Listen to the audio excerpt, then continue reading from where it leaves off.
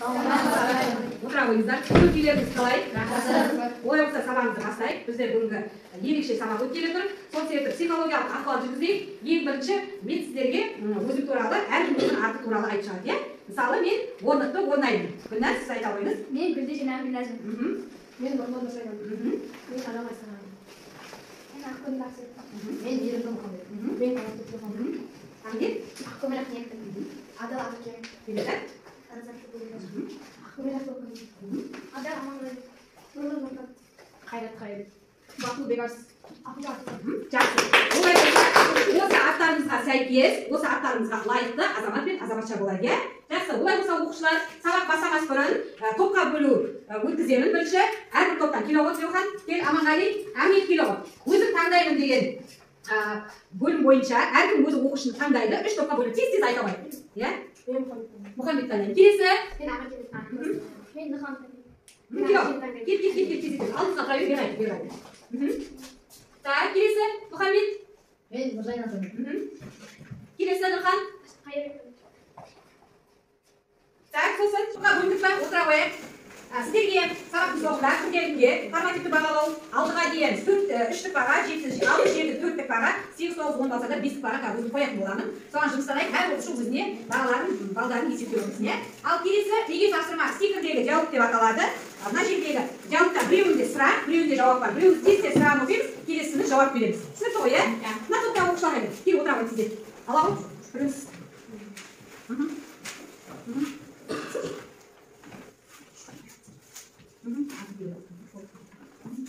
Алабай, тез-тез алабай.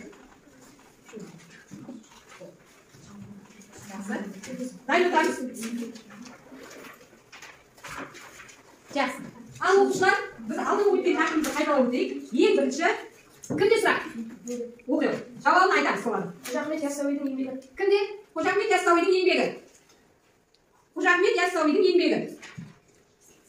Дұрыс айтасыз. Диванның еңбегі. Кімде жауабы?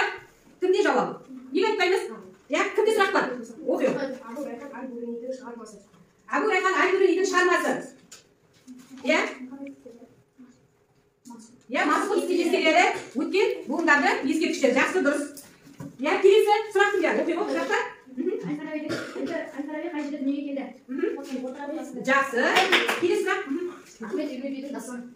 Я? Аққасия. Жақсы. Келесі? Махмет Қашқаридың шығармасын атады. Махмұд Қашқаридың шығармасы. Жақсы. Келесі? Жүсіп Баласұлының поэмасы. Дұрыс, құтты біледі. Бар ма тағы? Сұрақ бар ма? Жақсы оқушылар, өте жақсы үйге тапсырманы меңгердік. Енді келесі сабаққа көшейік. Қазақстан аумағын моңғолдардың жаулап алуы. Мақсатымыз, бүгінгі сабаққа оқу мақсаты көшпелілердің әскери өнерінде жетістіктерін сипаттау, картаны қолдана отырып, 13-15 ғасырдағы мемлекеттердің саяси процестерді түсіндіру. Дәптерімізді ашайық, дәптерімізді ашып жазалайық. Жаздық па? Иә. Жақсы, олай болса бері қарай қарайық. Біз дүние тарихынан да таныспыз. Бұл кім? Шыңғыс хан 1155 жылы дүниеге келіп, 1227 жылы дүниеге кетті. Міне, бұл өзі мақсаты бүткіл жерді не істеу? Жаулап алу. Біздер қазір видеодан үзінді көрейік, сосын сіздерге ары қарай сабағымызды бастаймыз. Мұхтар Шахан отырар дастаны. Отырар қаласын жаулап алу туралы. Қайырханның ерлігі, даңқын қайда төскірлігі, 200 мың әскерменен 6 ай бойы кішкентай отырарды ала алмау, 6 ай бойы отырардың осал тұсын таба алмау, ойы ауыл, сезім аспан, тек жеңіспен көзін ашқан, менің балғыр ұлпанның сүйеулесі отқанға, намысымыз сап түсті бұна сенің ақырында. Деп Шыңғыс хан Шағатайға отты көзін қадады. Осы өкініш мені де өртеп барады. Олар бәлкім алдырмай тұр зор қамал. Бірақ әке, жүргенім жоқ аяғым. Хан жымыдыр жер құшылы, хан жесілер жер құшылы. Далағады қызыл қанға боялып, егер бүкпей баяндасам шындықты, рухы өр, тәні бекен, ол бір қайсар хал екен, тірліктен де артып қойған бір әнді. Жүрегінде қандай бір мысқал. Шалып алсын деп шапты жанды. Ал мына бір сатқанда өнер қылып шам жапқан ұлы Азияның маңдайына сыймады.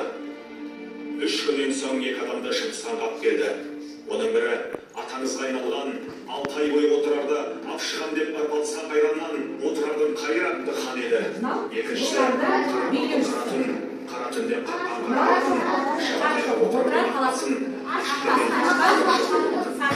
Шыңғысхан ұзағынсыз ойланып: «Иә, Қайырхан, рух елдің өзегі ғой. Жігіттерім жеңгенмен тәңді жеңе алмапты жаныңды. Жеткен соң қайта келді қолыма. Бөренені жарып шыққан сынабай, бабалардан бізге жеткен, құлақтыны іздеп өткен өсиет бармыдай. Әрі нәресте қашан есі кіргенше, жер қадірін, ел қадірін, ең бастысы тіл қадірін білгенше, өзі ұялып күлгенше, баласының қашылығына ұялып ақталудай қасиетті өлкенің ауасымен демалуға тиісті болды. Мен осынау борышыма әкелік, немқұрайлы қарағында, кінәлі болып бар алдында шебердің зор орын толмас қателік. Міне.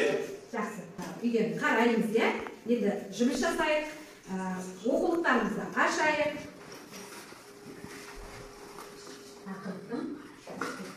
Жеке жұмыс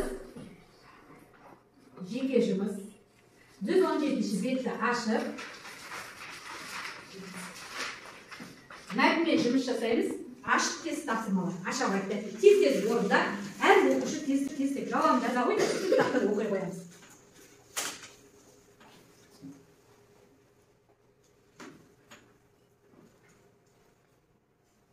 Тек жауабын жазамыз. Е? Білеміз ғой? Тек жауабын жазамыз, сосын оқи қоямыз. Бір-бірін ашық тест, жауап тест.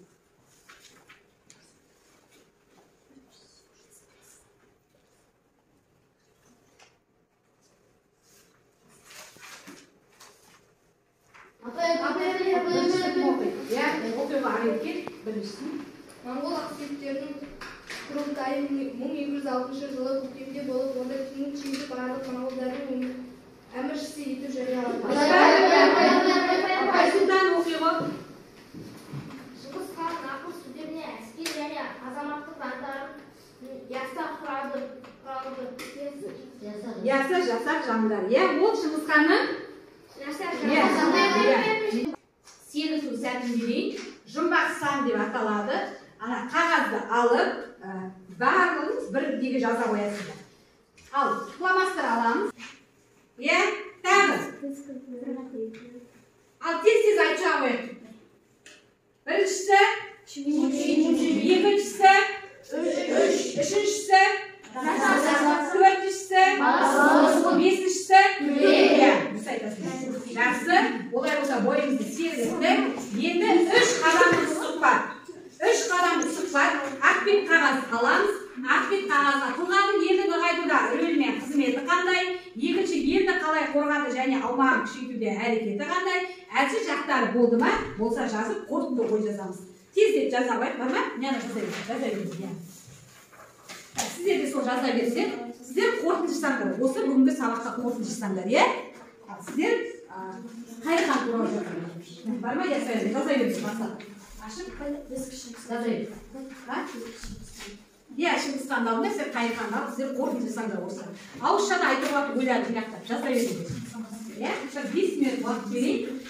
3 қадамдық сұхбат тапсырмасы бойынша өз ойымызды жеткізіп айтайық. Кім мынау топтан? Ахмет соңынан Ахметке айтау. Тұлғаның өзі нығайтудағы рөлі мен қызметі қандай? Қарахан өте мықты билеуші болған. Ол өзінің жерін 6 ай бойы Шыңғыс ханға бермеген. Ол өзінің елін қорғады. Қазақ даласын бермеуі барынша тырысты. Осы үшінде қала қайырымды қала атағын алды. Жақсы. Жауап бере қояйық. Дауысын шығарып. Тұлғаның елді нығайтудағы рөлі мен қызметі қандай?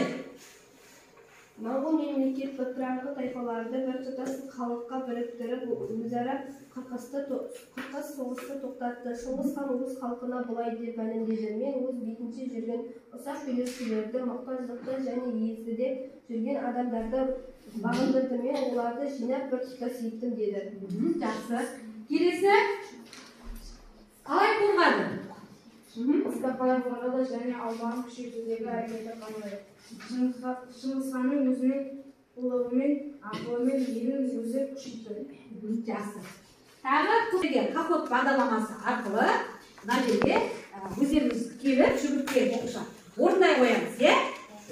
Мына жерге 6 сынып деп жаздым. Қазір сіздер дәрісқа түсесіздер.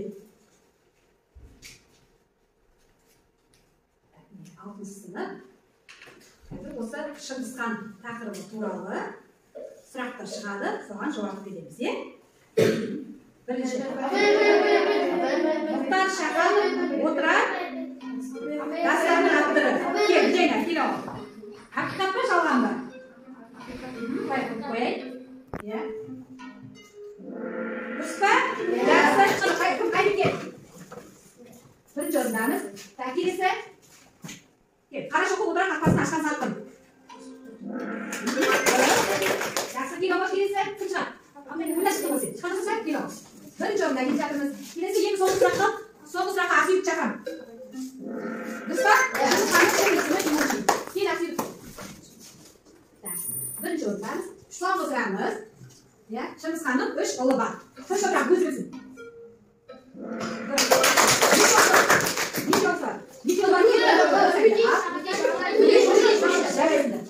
Ал, нәтижемізді қарай. Ал. Мая 3-ші орынға келе. Робин 2-ші орын. 6-ші сынып. Жарайсың. Бүгін сабақта бізде не меңгердік, соны білетін боламыз. Иә? Шыңғыс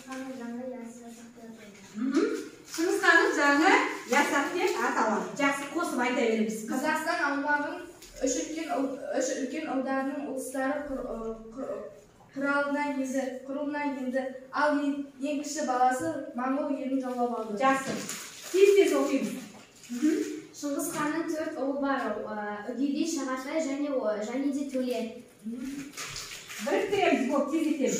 Шыңғыс хан Қазақстан мен орталық Азия азаматтыққа шығу сылтауы болған отырар ұрпағы. Жақсы. Мен Шыңғыс ханның отырарда Алтай бойы алынмаған бөлім және 12-ші ғасырдың соңына қарай моңғол даласының билеушісіне айналғанын білдірді. Хан ясақ ғалым өзі ғасыр жазған. Кім? Шыңғыс хан. Жақсы. Bir сөзбен айтыңдар, bir сөзбен айтамыз. Төре жаншы өзгеш. Тез. Тимучин дауысын шығарып сөйлейміз, иә? Тимучин. Қайырхан 6 ай бойы отырарда берілгенін білдірді. Жақсы. Бұл тез оқушылар. Қысам қарғын кесеміз қалай шығарып берді? Кем болып шығарып екен? Шыңғыс хан шын есімі Тимучин. Шыңғыс хан 1206 жылы хан болып сайланды. Шыңғыс хан 4 ұлы бар. Олардың аты Шағатай, Жошы, Үгедей, Төле. Шыңғыс хан 3 ұлы Қазақстан жерін билейді. 4-ші ұлы Моңғолды билейді. Жақсы, жарайсың. Бірнеше сұрақтың жауабын айтты Нұрхан. Тез оқушылар. Шыңғыс хан 1206 жылы хан болып сайланды. Қарашоқы отырарды қақпасын ашқан тапқын. Шыңғыс хан 1153 жыл дүниеге келді. Шыңғыс хан Қазақстаннан жаулап алған жерлерін балаларына бөліп берді. Шыңғыс хан отырарда 6 ай бойы алаңдады. Шыңғыс ханның 4 ұлы бар. 4 ұлы болды: Үгедей, Шағатай, Жошы, Төле. Ең кіші ұлы Төле болды. Жақсы. Жарайсыңдар, оқушылар. Мен сіздер үлкен қарлы кесек шығардық. Бұл сіздердің бүгінгі сабақты өте жақсы меңгергендеріңізді білдіреді, иә? Жақсы оқушылар, үйге тапсырма, отырар дастанын үзінді жаттап келеміз. Бүгінгі сабаққа қатысқан Ақеркеге, Ақниетке, Аманғалиға және Нұржайнаға 5 деген баға қоям. Кім бар мына жерде? Нұрханға 4 қоям, Гүлназға 4 қоям. Және Тілеухан мен Махамбетке 4 қоям. Жақсы, оқушылар сау болыңыздар.